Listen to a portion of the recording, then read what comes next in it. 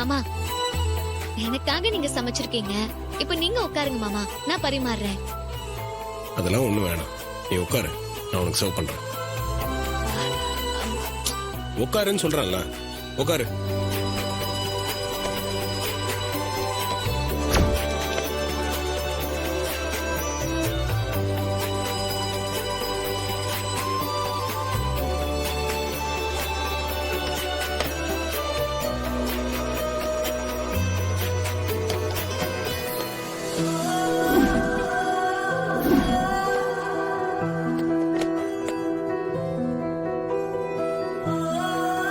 சாப்பிடு.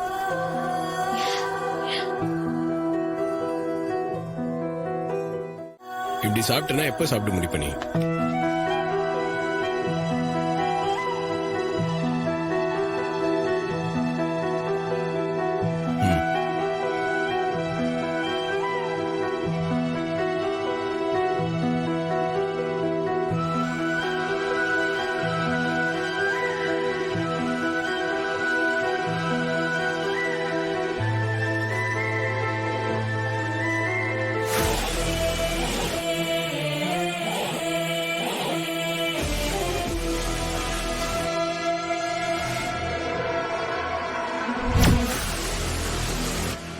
என்னங்க, இது கார்த்தியோட கார் தான்.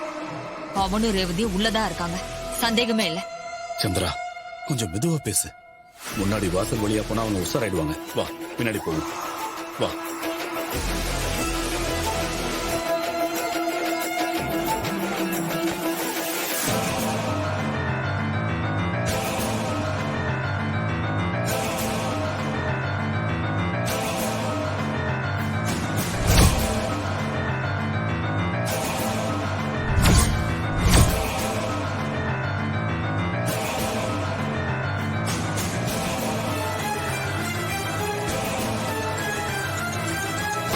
வா சந்திரா.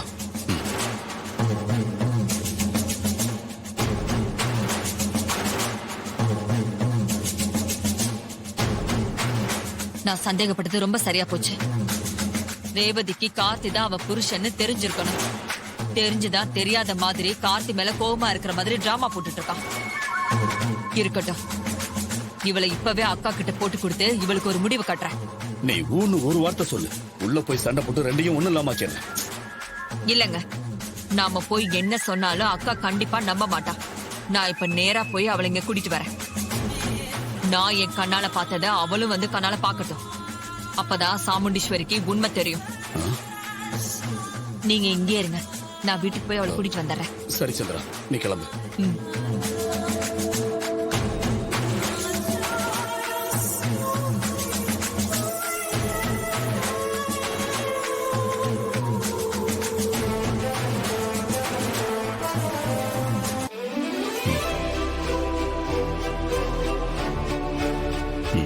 நீயே சாப்பிடு.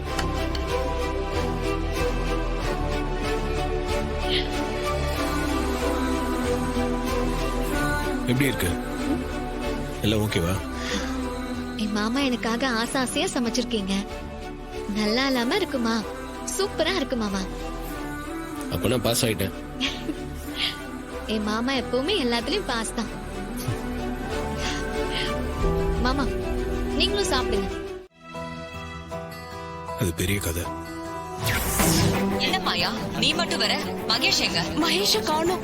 கல்யாண மேடை வரைக்கும் வந்த பொண்ணுக்கு கல்யாணம் நடக்காம போனா ரேவதியோட வாழ்க்கை மட்டும் இல்ல, அவ கூட பிறந்தவங்களோட வாழ்க்கையும் பாதிக்கப்படும்ல. நான் ஒரு முடிவுக்கு வந்திருக்கேன். நம்ம டிரைவர் ராஜாவை ரேவதிக்கு மாப்பிள்ளையாக்குறதா முடிவு பண்ணிட்டேன். கல்யாணம் நிக்கிறதுக்கு காரணம் அந்த டிரைவர் தானே நான் சொல்லிட்டு இருக்கேன். ஆனா நீங்க அவரையே கல்யாணம் பண்ணிக்க சொன்னா எப்படி?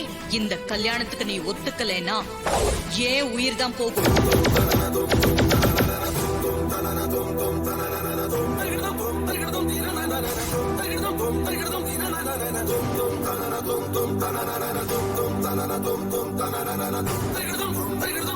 நான் மனசாரத கட்டலாம்.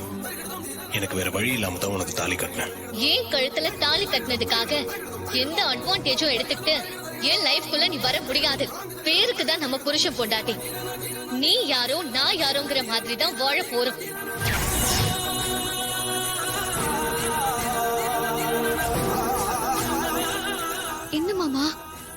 நம்ம கல்யாணத்துல இவ்ளோ விஷயம் நடந்ததா? ம். அதுக்கப்புறமும் என் மேல நீ கோவமா தான் இருந்த. நானா உனக்கு சுத்தமா பிடிக்காது.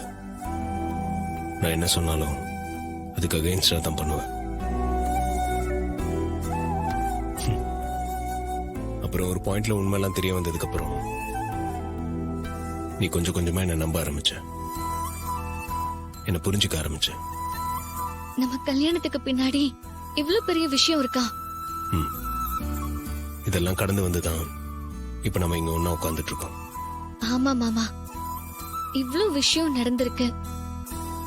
ஆனா பரவாயில்ல, ஒருத்தர் முன்னாடி போய் நிக்கும் போது நம்ம மனச வெறுமையா வச்சுக்கணும்னு ஒரு ஜென் கதை சொல்லுவாங்க, தெரியும்ல?